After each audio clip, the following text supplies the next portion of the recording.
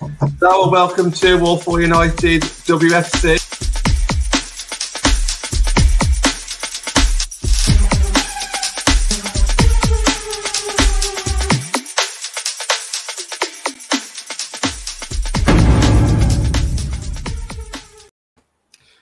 Good evening all, welcome back to Walpole United WFC. We're kind of split half and half today. We've got United and we've got City. It's almost like we're back doing Derby Day previews and those kinds of things. But we're going to talk Lucy Bronze, we're going to talk Ona and the transfer window and everything else, because just before the Euros, it's all kind of hotting up a little bit. And this Bronze transfer, I think we're all saying backstage, it's kind of come out of nowhere a little bit. So we'll dive into all of that. Hello to everyone in the comments. I can see quite a few of you already. I'll get to those in a second. Firstly, how is everybody? Yeah, all good. Really good, thanks. All good. Nice one, glad to hear it. Sorry, laughter, excuse me, I'm just adjusting. my mic's kind of just fell apart, so I'm holding that up for a second.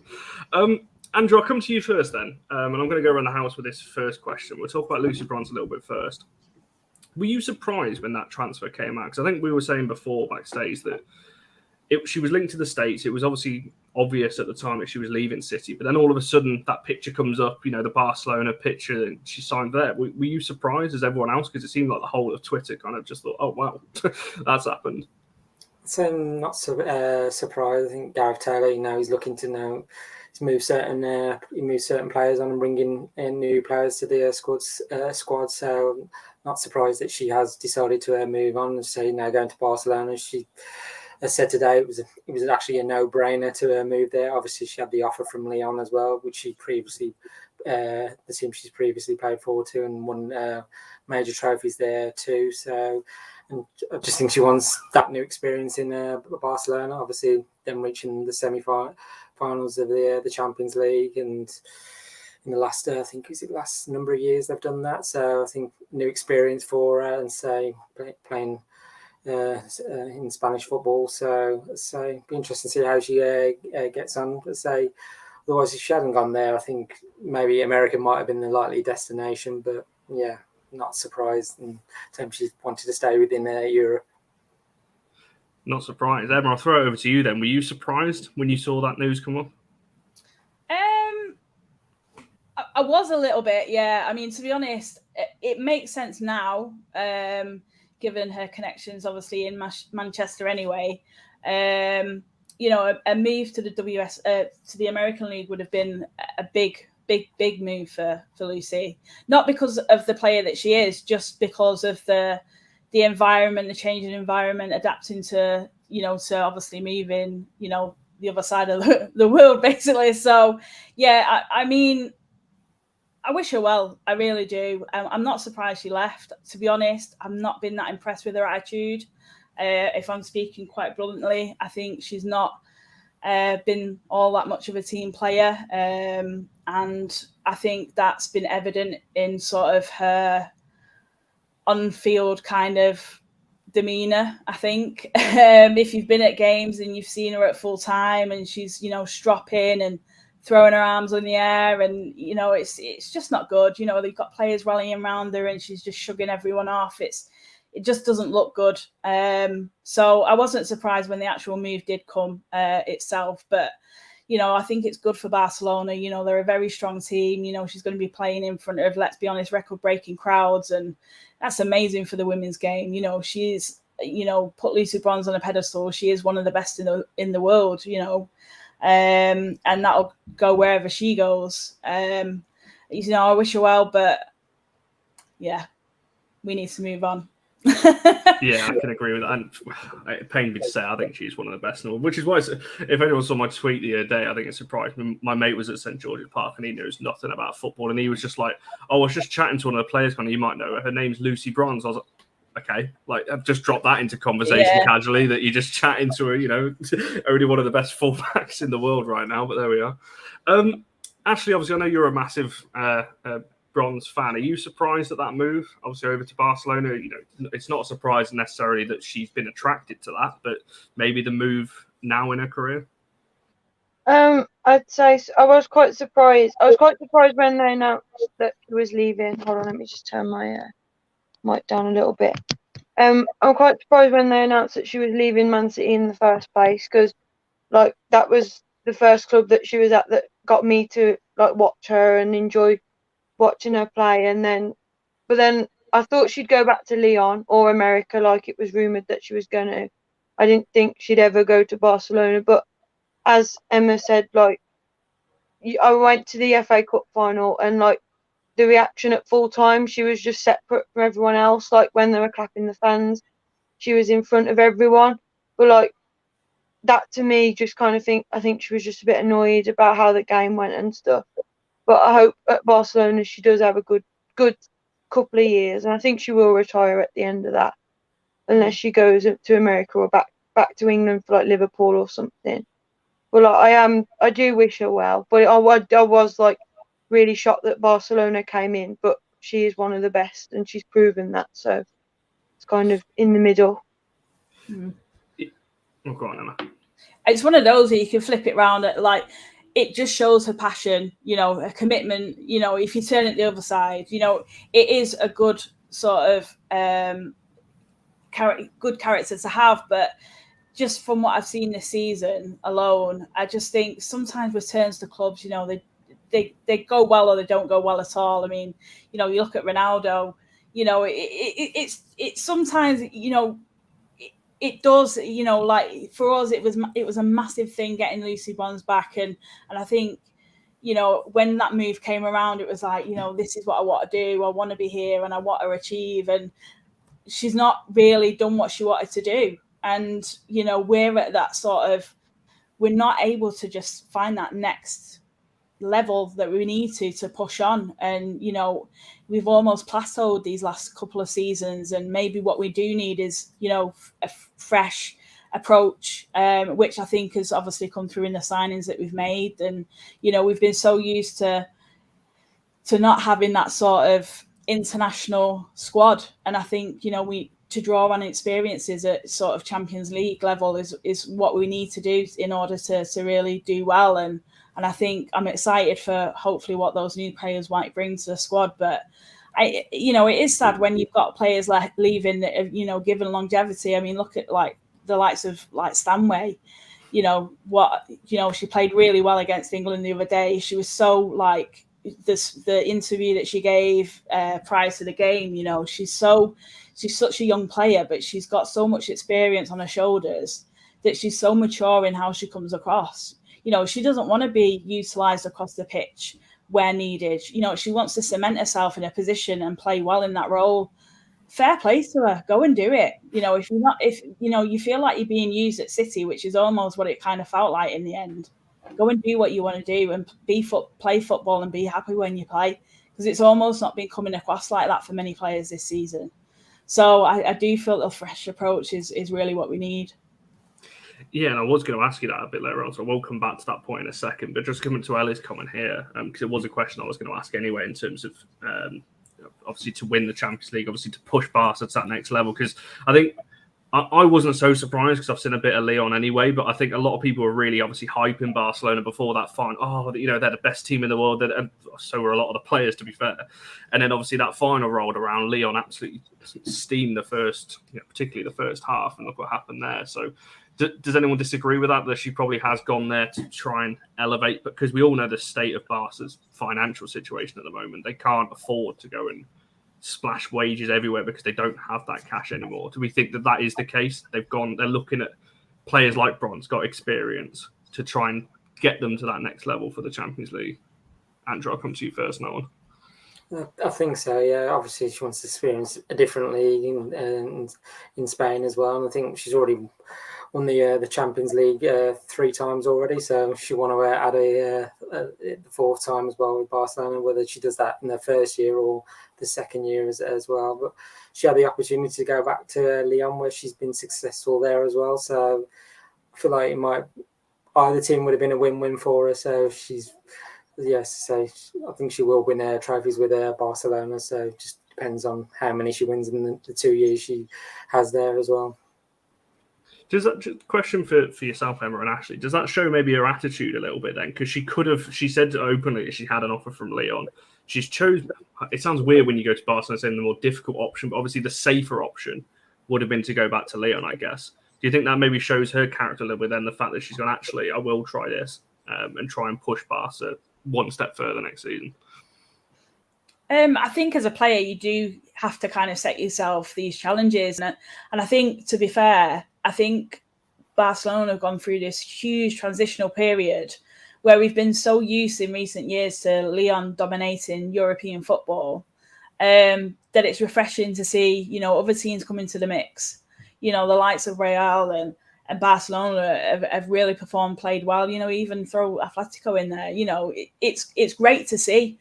And I think that just shows, again, just how far we've come in terms of growth and development and the game itself. I think, everyone's really took a step back and kind of took a lot away from, what Barcelona did last season in terms of growing their fan base and getting fans through the turnstiles. And it's incredible. I mean, as a footballer, I think that's pivotal. You want to be playing in front of these massive crowds. And, she's the type of player that will help draw those crowds in.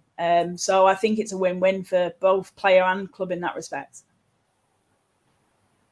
Yeah, and same question to yourself, actually. Do you think that she has got that little bit? Obviously, I know Barca will probably make more signings as the window goes on. There's still a few months away yet. But do you think that adding a player like her, as Andrew said, multiple Champions League winner, do you think she's got that ability, maybe not on her own, but to take Barca's one step further? I think so. I think because the way I've always viewed Lucy Bronze is she's a winner, and that's what she wants to be. Like she said, her ultimate dream is to win something with England, which hasn't happened yet, but hopefully this summer it might change. But like, to me, she just comes across as a winner. And if she went back to Lyon, it kind of, as you were probably saying, it would have been the safer option. She's won 3 with them already. They're probably going to win another couple within the next couple of years, I'd say, or Barcelona might win as well. But I feel like she just wants a new challenge to try and be like, I'm going to win something at a different club. And because she did win things with City as well. She's won at Lyon now. It's only really England and then Barcelona now she's gone to them that she'll be like, I want to win something here. I'm going to go to these for a new challenge. But I feel like she'll do well, hopefully. Yeah, I can't imagine that she wouldn't. Like I said, I don't like praising ex-City players, to be honest, and ex-Liverpool, really. But there we are.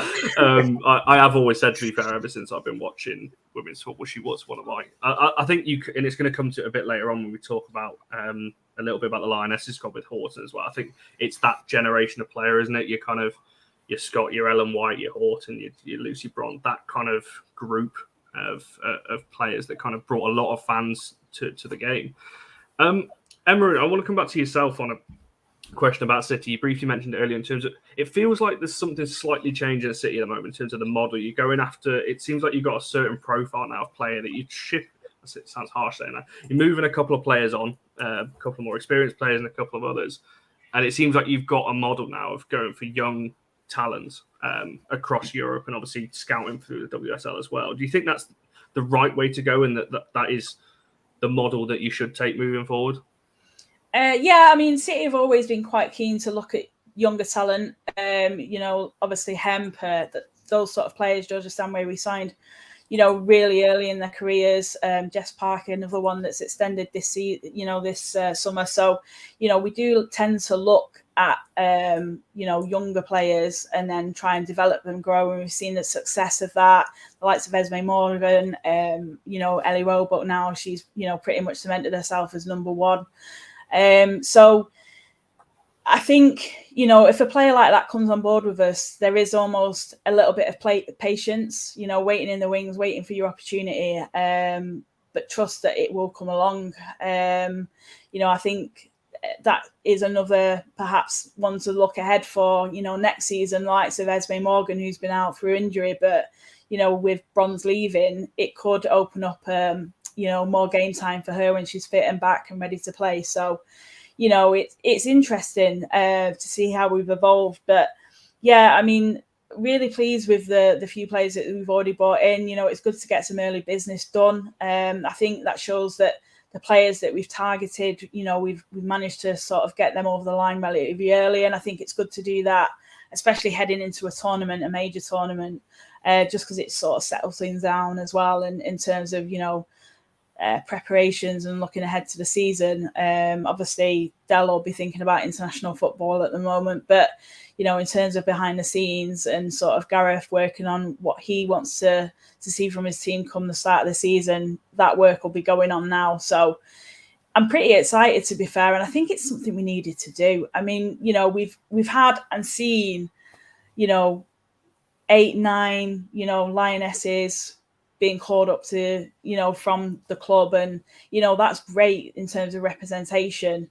But these players, they're mates. They play together, at club level. They play together internationally, and we've been so used to that for so long that it almost feels that maybe the change is what we need. We need to make a transition and change the model, like you say, and look at sort of that sort of ethos that Gareth wants to implement. I mean, he's really starting to put his stamp on that team now, which, he hasn't been able to do because of COVID and obviously, since coming in and being able to really learn about the women's game and source those sort of players for himself and those sort of things. So he's quite keen, I think, to develop that youth. But that's always come through like Nick as well. So I'm pleased to see that it's still continuing right now as, going forward. 100%. And Barry, you've hit the nail on the head there. Early business. We don't have a lot of that at United. I know. I don't. It's so annoying. I mean, for me, this was the same for United last season. You leave things really late, guys. I don't know what it is, but I mean, I find it really surprising because as fans, you just want to know, who's in, who's out, and who you're going to get in. And I know a lot of names have been mentioned, and I suppose you just want to have something that you can kind of, get excited about. I think that's the thing, isn't it? Except, going off topic a little bit, but I actually feel sorry for the players we're linked with and the players that are done that will be confirmed at some point, because it's not their fault. Like, they're not going to turn down United, but obviously as a United fan we want to push on, and we're seeing City make early deals, we're seeing Chelsea make some good signings, and some of the players Chelsea were linked with, I mean, they're taking the mick out of the rest of the league really. And then you've got United and we're not doing anything. And I think that's where the frustration obviously lies from our point of view. So I don't know whether you had something to add on that one there. No, it's all right. So I want to throw it a little bit, ties in obviously with the Ona talk as well. I guess the simple question is, Andrew, I'll come to you first. Does the bronze transfer block Ona's transfer to Barcelona? Obviously, for this summer, I think it's fairly easy to say yes. I can't. Barcelona, I think someone mentioned in the comments, have already signed another fullback anyway. I can't see them signing 3. But in the future, obviously, bronze has obviously got a few more years on Ona. But can you see that kind of halting maybe Ona's dream, because she's made it quite clear that she will go back there at some point? It's just when that's going to be now. Obviously, Barcelona have been very strongly linked with Ona Battle, and say the news that Lucy Bronze went there. Might have just put the rumour to bed for maybe just the time being, but given the pulling power of Barcelona, and they'll want that strength in depth in their squad as well. I mean, a move for Ona could still be on the cards. I mean, Ona, I just think, has everything to her game, and so I think she's probably been one of the best fullbacks in the WSL in terms of last season. So it's not a surprise that Barcelona and other teams that I've heard in the WSL are, coming to our door saying we want her, and so we're trying to say we don't want her to go. But obviously, I say Barcelona, if it's not now, if it's in a year or 2 years' time, then they'll be the favourites to sign her. But I think there's, other factors as well. As say, we've got that 1 year option on her as well. I'm presuming that's going to be taken, because if we did sell her, we want to make some money out of it as well, which can prove financially profitable for United. But as I say, I was looking at a stat earlier. I think market value wise, I think they're saying Ona was worth about 175k, and I think it was just Lauren Hemp above her as well. So I was like, so we could, if she was to leave, we want to get some decent money for her. So I think for us fans, it's just that fear that she's going to leave, and if it's not now, she'll leave in a year's time on a frame when we're getting no money for her. So, and if we want to, challenge the likes of Chelsea, City, and Arsenal as well to the the highest honours. Then selling our best talent is sort of very counterproductive. So, but I can understand from Ona's point of view, she wants to play Champions League football, which we don't have in the upcoming season. So, I'm just hoping, we put that extension on and we can next season break into that top three, get Champions League, and she might just want to stay a bit longer. So, but it's going to be an interesting summer for United and our transfers as well, because there's other players that we're not sure what's happening with their contracts. So it's we want to be tying those players down so we can push on further as well into next season as well. Definitely, and Barry's not on the show, but even when he's not, he's coming up with these one-liners and his little puns. I'm old enough or a bit more of an Elvis fan to recognise your little what you've done there, Barry. So I do get that one. Even when he's not on shows, he's making those one-line. That's really thrown me off now. I can't remember what I was going to ask. So Ashley, I'll throw it back over to you because you mentioned that you think Bronze might retire, obviously over in Barcelona. If that is the case, how many years do you think Bronze has got in over at Barcelona? Because like I said, I think this is going to... The reason why these kind of link in is because, like I said, Ona's been very vocal about going back to Barcelona, and also the links are very real. But like I said, that Bronze transfer almost put like a... That's why as United fans, we're a bit like, we're glad, but how long has that bought us? How long do you expect kind of Bronze to stick around, obviously, at Barcelona? And if retiring there, obviously, could that be 2, 3, 4 maybe years? I'm not quite sure because she's only 30, and whenever I've watched her play, like when she was younger or when she's 30, like she's still got lots of running in her. To me, anyway, I haven't watched her play probably as much as Emma has because I don't get a chance to travel down to City to watch them. But like whenever I've seen her, she's always looked full of energy, full of running. Like she always seems to be working hard. Even on like training with England, you always see her pushing herself. So I'd probably say she'd got quite a few years left in her yet. It's just whether she stays at Barcelona and stays there for like 5 years. I mean, she's got a 2-year deal, and then but whether she says, "Oh, I might want to finish my career in England and then go to like Liverpool or something where it all started back years ago before City," or whether she goes to America and just like, I'll finish over there. But I didn't really know much about Ona before. But like, obviously she's 23. If Barca want to sign someone better, like she's younger, she's got she started playing for Spain, she's doing well for United. So I feel like if Bronze probably will be there for 2 years and then they'll be like, right, we'll get Ona in as younger, she'll be there for a lot longer than Bronze will. I just hope. It's just one of them. I know it's awkward for you guys because you want to keep her. But I feel like if Bronze is only there for 2 years, then Ona might stay with you till Bronze goes. But if Bronze stays longer, it'll be interesting to see what happens with Ona and whether Ona will take over from Bronze and Bronze will be like a reserve. But I feel like Bronze wouldn't want to do that either. But I've just seen the comment about her knee when she had her injury that kept her out for like half of last season. It was like, it depends if that comes back again or she starts feeling that in her leg as well. I'm sure Emma will explain more than me. Yeah, because there's a shout there, Emma, that she retires at City. That will be a third time going back there. I don't think I'm not convinced, but I can't see that happening. To be fair, I think she's the type of player that wants to try everything. I can see the trip to America being on the cards. To be fair. Yeah, I'm not quite sure what I want really because, like I said, I don't think it's as much from an Ona situation. I don't think it's just about Barcelona anymore. And obviously, Sanya in the comments, a Chelsea fan,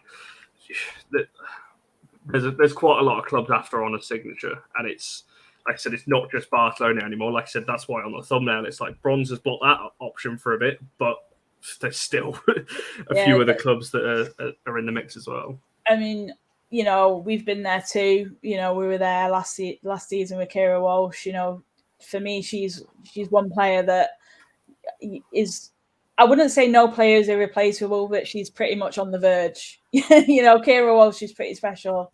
And I think if she was to leave, I'd be, really disappointed. But, again, she's been at the club for a long time. So if people want her set themselves personal goals, personal objectives, and feel that they can't do that at City. I can't, blame a player for wanting to look elsewhere for those sort of opportunities.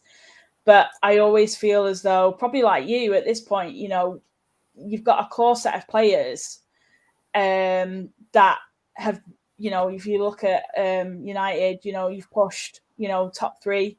You probably don't even need to do all that much more, but just get a couple more players in with a bit more experience, just to kind of bolster the side a little bit. And with the kind of thought of your sort of best players, like you're saying, potentially moving on, it kind of thinks, are you kind of back to square one? And I think there was a bit of worry, at the start of at the end of the season, where we're starting to hear of all these players being announced that are leaving the club and moving on, and you're thinking, gosh, where does this leave us in terms of wanting to compete and push on again? But like I said, we've had 2 or 3 seasons where we've been battling top of the table, trying to win the league. And I think as a club objective, we really need to eventually do it.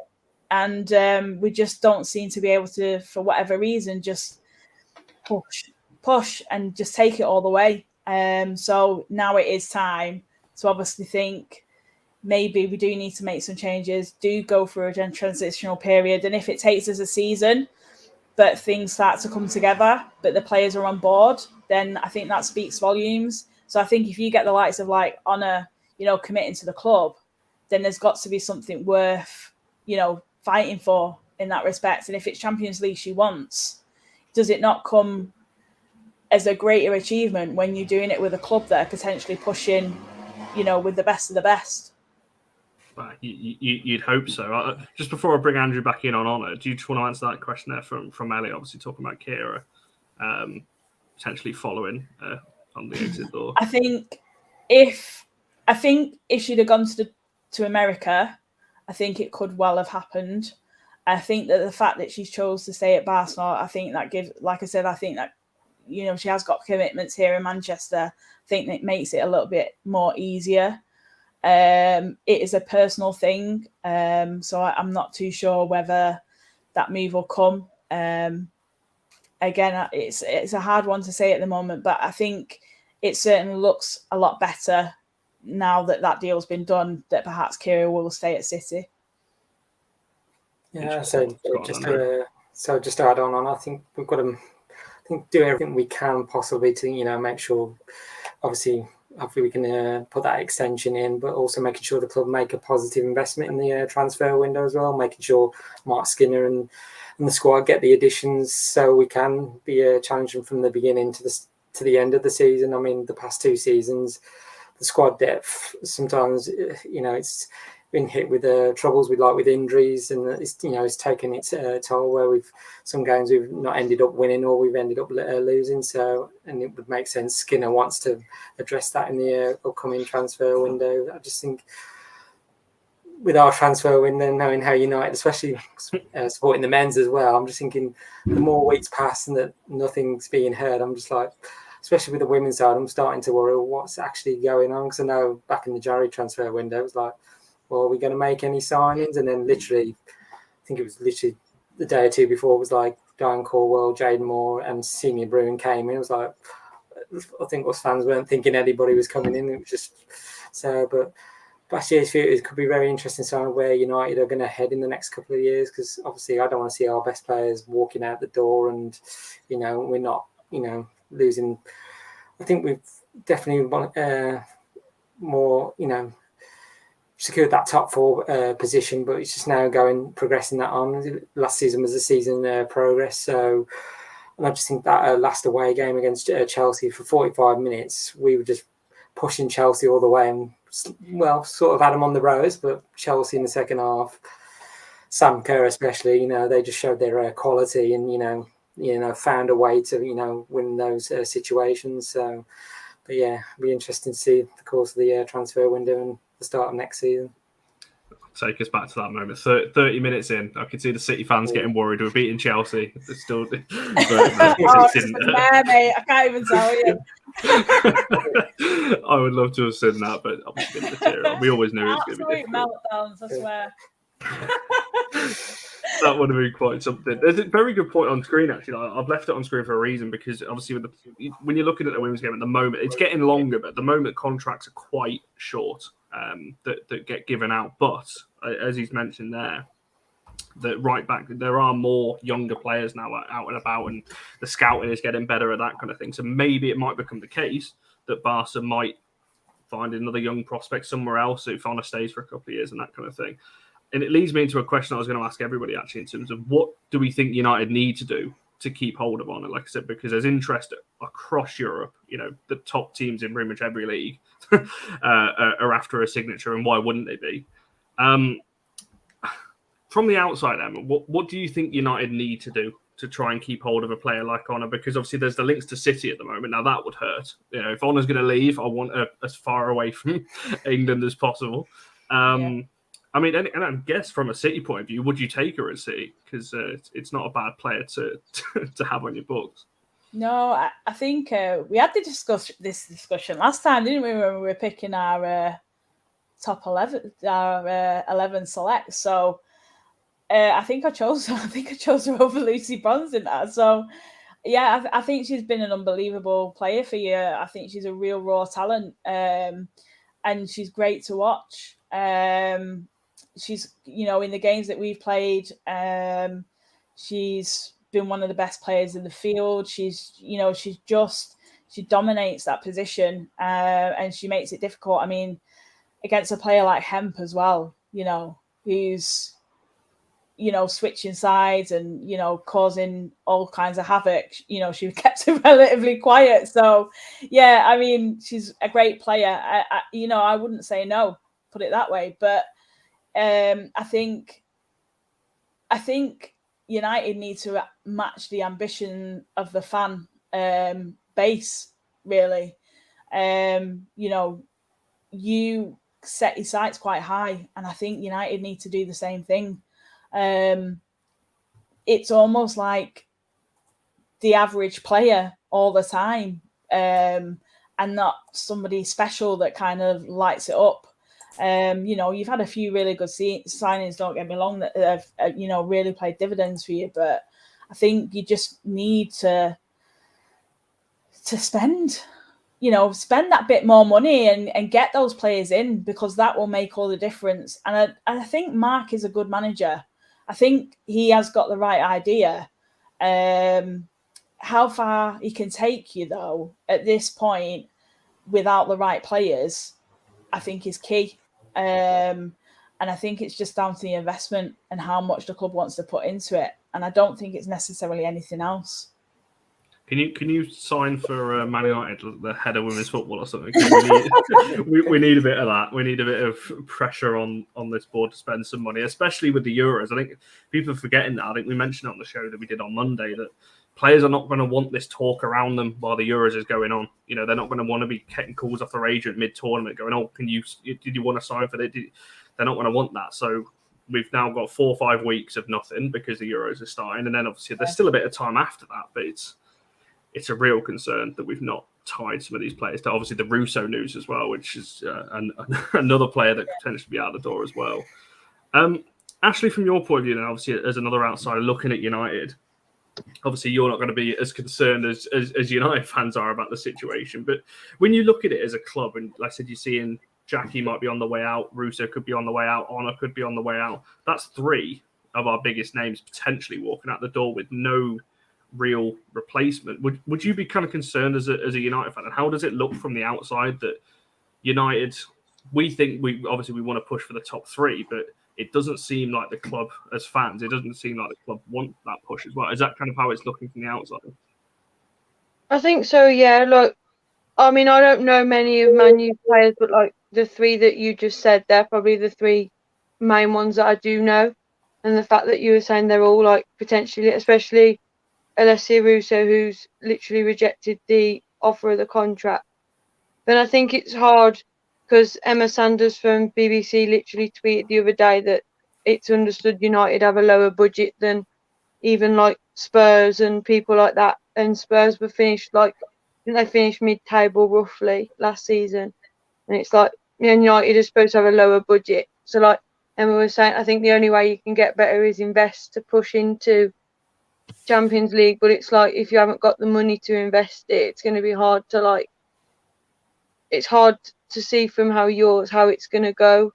I don't know too much about them, so it's hard for me to like comment, but I just feel like investing is obviously the only way that most clubs can improve. It's like City have done their business early at the moment, so it's like they've got a few players in straight away, so it's like we're sorted in positions. But it's like you guys, if you lose people, it's like who are you going to get in, especially if Russo's rejecting, if she ends up leaving on a free, and then Ona leaves on a free next year if she stays for a year. It's like you've lost money and you haven't got the money to buy anyone. I think I would be worried, but I feel like I know Mark Skinner's from like my kind of area, so hopefully he does put some money into it, or the club back him and he gets a couple of players. Us West Midlands folk, we got to stick together. Hopefully get some experienced players. Like I think Jill Scott's leaving City, and I don't know if she's going to a WSL club or somewhere else, but a player of that experience, if she goes to another WSL club, that's going to be massive for them to get her in. And like when Jade Moore, I know she's not playing anymore. I think she's at Birmingham on like the assistant, but like when she went in for experience, it was a good player to have.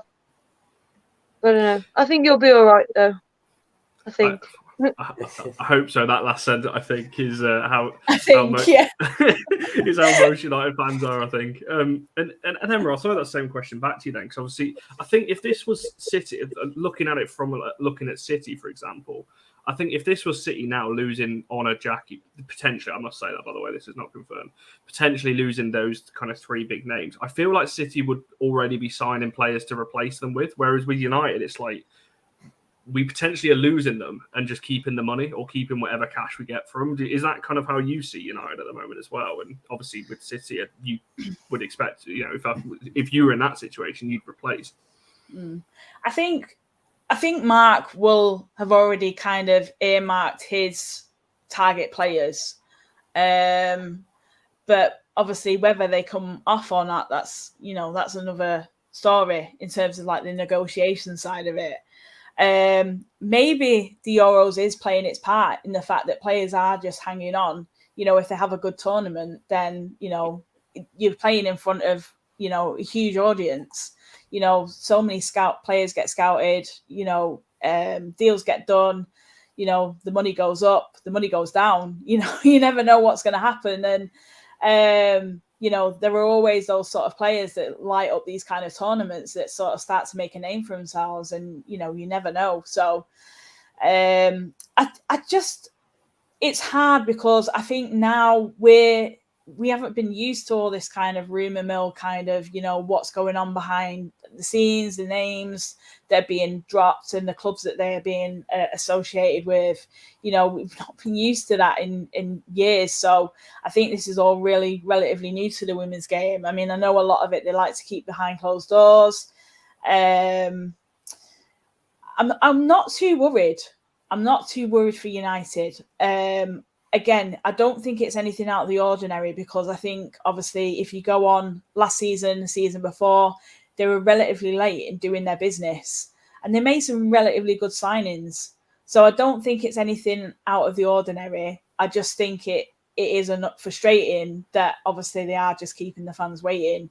Perhaps that's a good thing in terms of, if you try and spin it in a positive, we have got a Euros tournament coming up, and there could be some big names coming in. And off of the back of that, you could well be quite pleased.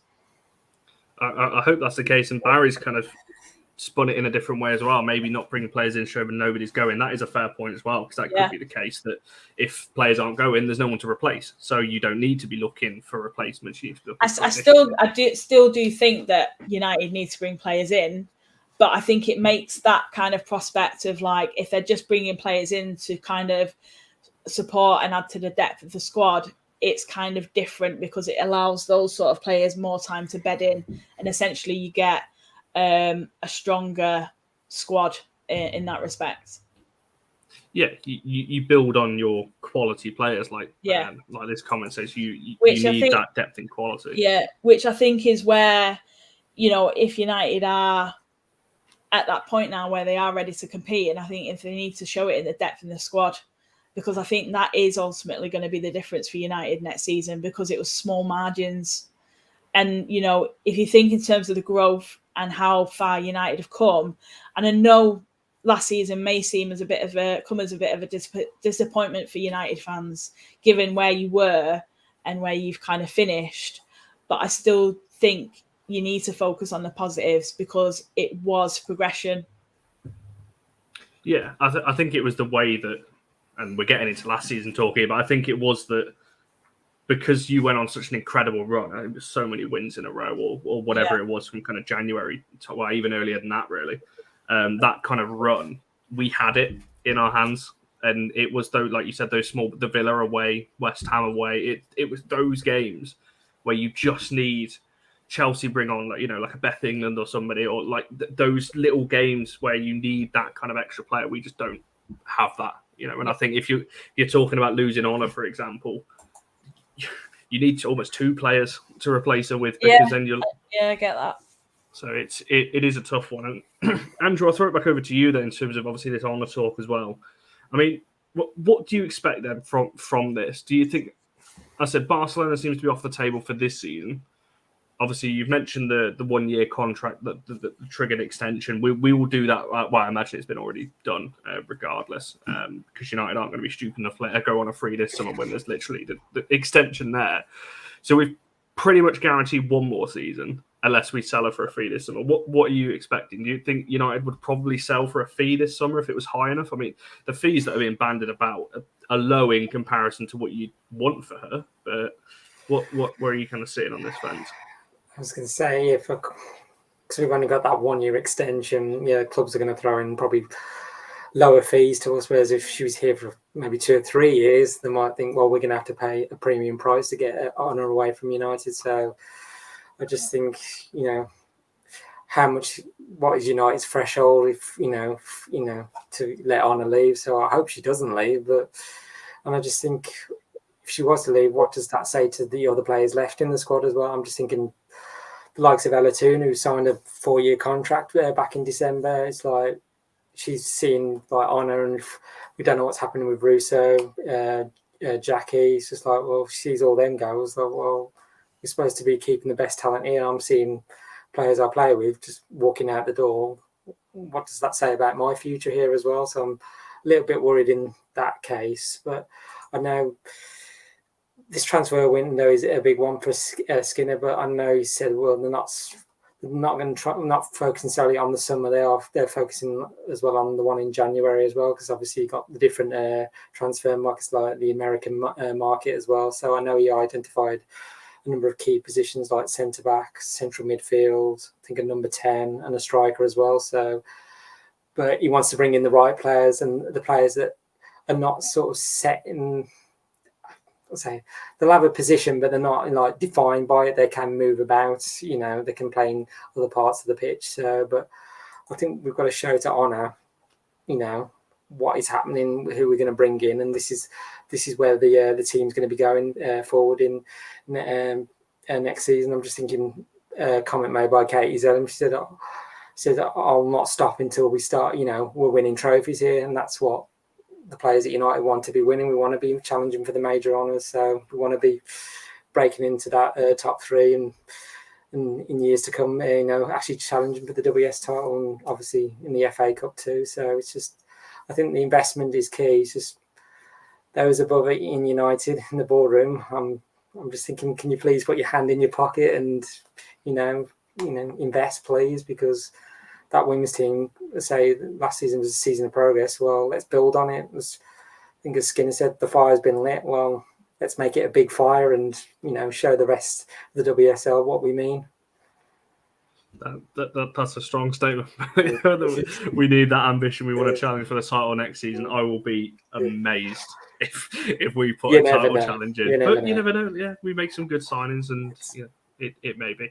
We're going to round the show off with a little bit of Euros chat, but I'm going to come to each of you quick fire then. Does Ona sign a contract extension? Does she sign a new contract, basically? So obviously we know we've got the 1 year. Does she sign a 2-3 year deal? I'll come to each of you on that just as a little quick fire to go around the house. If we get Champions League, yes. Not so if we don't get it. If we don't get right in the top three and get Champions, I think she'll might look to move on and go. Well, she'll move on a free then. Emma, Ashley. Ash, you want to go first?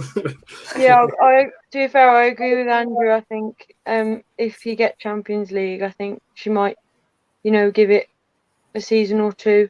But if not, I feel like I hope she just signs the 1 year contract at least. So at least if you do sell her, next year, you might get some money for her. But it all depends on what happens next season and who you bring in as well. Really, if anyone does come in. I think it all depends on that as well. I think Ona plays an important part of United's DNA, and I think she needs to stay because I think if she's an integral part of the plan, and I think if you lose her, I think she's going to be a big loss. I think next season will be detriment to the decision. I think she should stay on. I hope she does. And then see what happens. Fingers crossed. Yeah, I agree. I think she'll give us the year. If we don't get Champions League by the end of it, obviously she'll be off on a free anyway. But potentially, but to be fair, if she really doesn't want to, from what the stories are, she had her heart set on Barcelona. So if she really wants to leave, I'd probably be asking for a fee this summer. And just as sad as it is, I think no players. Irreplaceable, so to speak, as big a hole as that is to fill. And saying that is a really scary prospect. If she goes to Chelsea, I'll just be crying because, like I said earlier, Chelsea just take. I think that'll just piss everyone off. To be fair. Yeah, I wasn't going to say it like that, but yeah, I think. Sorry. Yeah, sorry. No, that's exactly how I feel about it. Because, like I said, they are really taking the mick with the signings that they're making and some of the players they're linked with that potentially they're going to sign as well. I mean, it's just. No. We'll wrap it up with the last 10 minutes. So with a little bit of obviously Euros chat, Emma and Ashley. Obviously, you haven't been on for a while, I don't believe. And obviously, Euros is just around the corner now. It's about just over 2 weeks, isn't it? 10 days or so. And obviously, England are playing tomorrow night as well. And we'll see. It's a good test for England tomorrow to see kind of where we're at as a nation. But Emma, I wanted to come over to you first because there was a question earlier on about obviously Steph Houghton missing out, and obviously there was a lot of back and forth, bit of banter about it on Twitter about her being left out. Where do you kind of sit on that then? Obviously, because it's a relatively fresh squad from England. There's a lot of players that have not played in a major tournament before. Yeah, I mean, a lot of fans have spoke about that sentimental kind of value. I do think Steph offers a little bit more than that. I am a realist. I think if she was to be selected for this tournament, I think it probably would have been the last. So I think that makes it a little bit bittersweet in that respect that, she's been so committed, so dedicated as a player, as a club and internationally, that I would have liked to have seen her there. I think she does offer a lot more than just, what she does on the pitch. She is a great leader. She'll be devastated. And I think it is disappointing. But I think, like you said, looking at the squad, looking at the balance and how well they played the other night. I mean, to be honest, I haven't really been that interested in England in recent sort of months, to be fair. But I was actually quite impressed with how they played against Belgium. But I think, like you said, that we've not had a bigger test in terms of where we're at, I think, as what we'll have against probably the Netherlands tomorrow. So I am quite excited to see how we look heading into that. There are players that I think have played well. They look really quite confident within the setup. I think that's translating through the performances. And I think tomorrow will be really interesting, and I'm quite looking forward to it. And just before I throw it over to Ashley, that's a fair comment there. You know, if Steph was selected, who gets left out, I guess, because it's got to fill a slot somewhere. That's a difficult one, that. I'm not a fan of Williamson, to be honest. But there you go. That's the tweet. I know, yeah. You know, I have grown to like her, but I don't think I've seen enough of her to make that kind of decision, I suppose, in that respect. But I just don't, as a leader, I don't think she's as vocal. She offers a lot. She's quite a different player to Steph. You know, she is a forward-thinking kind of player as well. So I think that adds a lot of dimension to England in that respect, and it is a little bit different to what we've been used to in you know, over the last couple of years, I think. So I'm all for it. I'd just like to see us do well, to be fair. You know, I think I'm over who's in the squad now. I just hope they do well and wish them all the best. Ashley, I'll throw a similar question over to yourself then. Any surprises with the selection? Are you happy with that selection? And obviously, your kind of expectations for that squad going into the tournament? The only one I was really shocked about was Steph, because John messaged me and he was like, "What do you think of the squad?" And I said I was just shocked about Steph because, like Emma was saying, it's not just about what she brings on the pitch; it's what she brings off it. Like, I remember at the Euros for the men's last year, obviously being a Wolves fan, Cody got selected. He didn't play at all, but like they said, he was one of the best players there for how he was in the dressing room and how he. Question on the bottom, just where it's like, would it have affected Williamson's captaincy if Steph had been picked? And I don't think it would have, because Steph was quite open and she was like, "I'm really happy for Leah that she's been given the captaincy." I just think it would have been good to have Steph there. And I think if I was to pick a player to have left out if Steph was going to get in, as much as it pains me to say, because I do love her for England, it probably would have been Kirby, just because she hasn't played for so long. And I just feel if you compared the two, Steph brings more to like the dressing room kind of thing than probably Kirby does. But I don't know enough about Kirby. I just know Steph's always just been a natural leader, whether she was captain or not. But that was the only shot really. But I do think we've got a good chance overall. I think, as everyone's saying in the comments, tomorrow will be the one where we can really assess how good we are looking going forward, and about Williamson being the captain. But I feel like she's handled it well so far, like her interviews and stuff after Belgium and stuff were quite like she was just being genuine, and all of her interviews going into it have been positive. So hopefully she keeps that going and we should be all right. I think. I hope. I want us to win, so fingers crossed. I remember in the World Cup when we played America, and there was a penalty shout, and none of the players wanted to take it, and Steph was the only one that she just like, "Yeah, I'll take it." She didn't score it, but she had the balls to take it, which is more than any of the other players did. So, you know, she's that type of player, and you know, I think it isn't necessarily about minutes. You know, there are players that can bring other things to the squad, and I think with it being on home soil. And the tournament, I think, with the ambitions of obviously wanting to go far and do well, and I believe we can do really well in this tournament with the players that we've got. I just think it might have just helped us a little bit, but I still think there's enough quality in that squad to go all the way, definitely.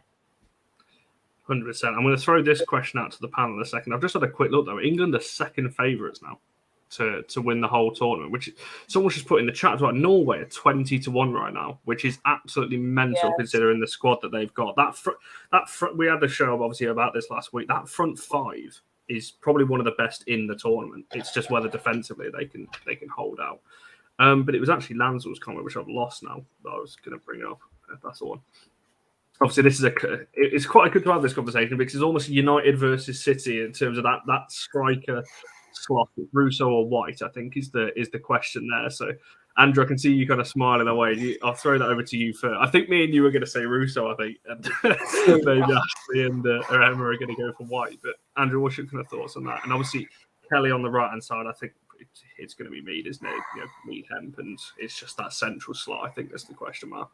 I was just thinking, Ellen White, yeah, she's a prolific striker, for England and City, but I'm just, as I say, I think she will start at the Euros, and I think Russo will get her opportunity, but I'm just like, maybe it's me being biased, being United fan, I would start Russo because I think she is the future striker for England. So I just like, hopefully I can see it.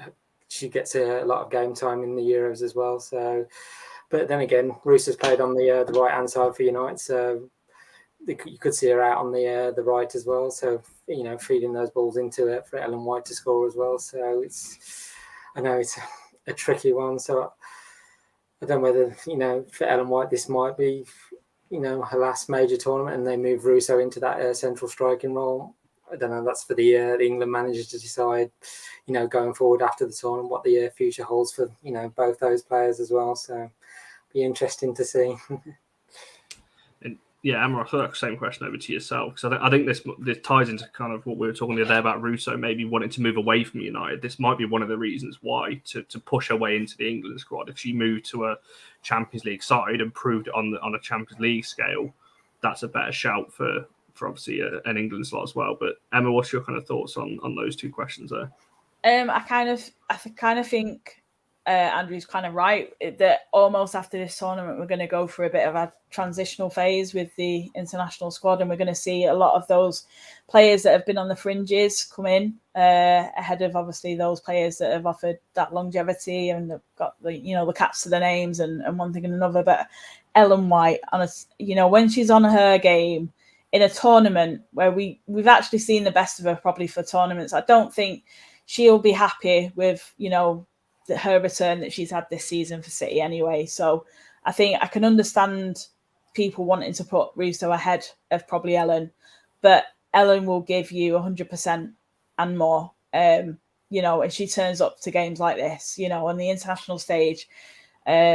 She is great to have on the pitch. She's got so much fight, desire. She rallies everyone. She gets everyone behind, the team, and she'll put the minutes in, and she'll hunt players down, and she'll give goalkeepers grief, and I love that about Ellen. So I think there are cases for each player, to be fair. And at this point, I probably wouldn't have a preference, but I do think Russo's got a fantastic future ahead of her internationally. I think for this tournament, I'd like to see what Ellen can bring, but if it doesn't work, put Russo in. Interesting shouts. Ashley, what's your kind of thoughts on that number 9 position?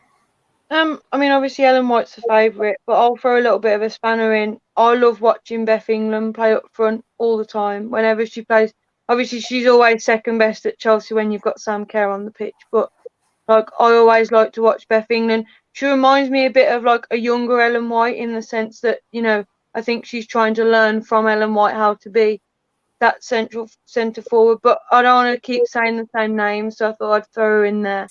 But I do feel like if she was to, I think Ellen White will start. There's no doubt about it. She's a favourite to win the Golden Boot and everything for the tournament, so I have no doubt she'll probably start.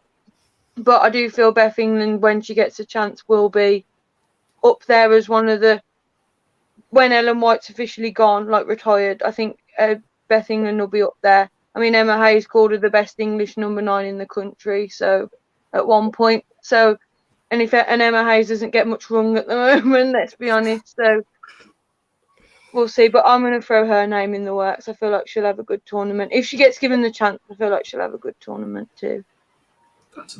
I don't even think of her, to be fair. I think that just shows England's kind of depth, particularly in attacking positions. You look at that kind of midfield and front line, because obviously, that's a whole other conversation as well when you talk about the midfield. How's Serena going to fit 3, if it is going to be 3 midfielders in there as well? Because that's a whole new conversation. I'm going to round it off then with another little quick fire thing, because obviously, I think, Barry, if you're still watching, get your little predictor table up and note these down. I'll ask you a couple of things then. So, Euros winner and standout player. I'll go for that because I don't want to go for Golden Boot winner or anything like that. So, Andrew, I'll throw it over to you first. for those two. I'm going to say England. I think one person I think will stand out for me, I'm hoping will stand out, is Ella Toone. I think she can be pivotal in that number 10 role. So I'm just thinking, hope she has a great tournament. So hope she stands out. Emma, for yourself? I'm going to say Lauren Hemp. I think she's going to have a great tournament. And I want to say England. I'm going to back them all the way. Why not? Oh, Ashley, are you going to make this a trio of England for the win? Or? I'll throw a different name. I do obviously want England to do well, but I'll throw a different name. I was going to say Sweden, but I do think the star player. I agree with Emma. I think Lauren Hemp. I love Lauren Hemp. Watching Lauren Hemp's great, so I think she'll have a really good tournament as well. Yeah, it's hard to disagree with that. I think, yeah, Hemp would. I think it's that's probably for standout. I don't really know who I want to win because I don't really follow England enough to want them to win. I don't have that connection with the national side, so I like going for outsiders. Like I said, I like Norway. I just like the players. To be fair, I've always wanted Brighton at United. So, obviously Graham Hunt, obviously Bo Rees and Maria over there. So. Yeah, I'm not too sure for winner, but Sweden's a good shout. To be fair, I think a lot of people are overlooking them. Sweden, definitely. Which is, when you look at their squad, it's just unbelievable. When you look at their, the Scandinavian countries, I think are going under the radar a little bit. Because like I said, you're looking at Netherlands, you're looking at Spain, England, obviously is home soil, but there's a lot of other good teams out there. Sorry, if you realize why I'm breathing, because it's so hot in this room. If anyone watched the last show, I had to have the fan on and off, but I've actually had it off this whole time, so I'm absolutely boiling in this room now. We'll wrap it up there then. Really appreciate Emma and Ashley, obviously, and Andrew for joining us to go through. We've talked about quite a lot of things now. Not next week. Tomorrow, Barry will be back, obviously, for the fans forum. Next week, we've got quite a lot of shows. Obviously, now we're changing it up, looking ahead to the Euros. There's going to be pretty much a show almost every day now for the next month or so. So we've got a lot of content, and we've got a massive Lionesses preview show next Wednesday with a lot of new faces coming on for that. So make sure you check out that one at 7:00 as well. Really appreciate everyone in the comments. Make sure you're liking and subscribing, and we'll see you all soon.